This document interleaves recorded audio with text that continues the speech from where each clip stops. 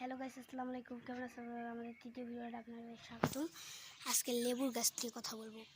লেবুর গাছে মানে লেবু ধরে না কেন, কিছু ধরে না কেন, লেবুর গাছের গোড়ায় পিঁপড়া ধরে, অনেক কিছু ধরে, ইত্যাদি ইত্যাদি। এখন লেবুর গাছে প্রথমে একটা লাঠি দিবেন, লাঠি বড় সাইজের একটা লাঠি দিবেন। আমার হাতটার সমান একটা লাঠি দিবেন। এই যে হাতটার সমান একটা লাঠি দিবেন। লাঠি দিলে দিয়ে দেখেন লেবুর গাছে, দেখেন লেবুর আমার ফুল ধরছে, কেমন লেবুর ফুল ধরছে আমার, দেখলেন আমার লেবুর ফুল ধরছে, নতুন লেবুর ফুল।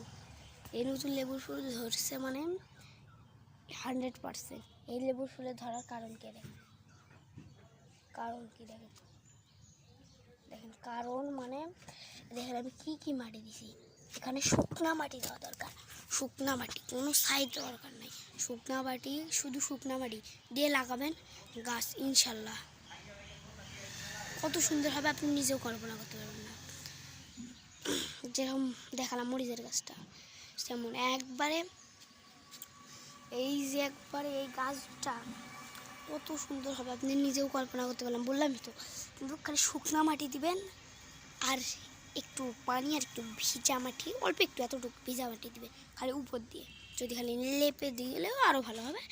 আজকের মতন এই পর্যন্তই ভিডিও। আসসালামু আলাইকুম।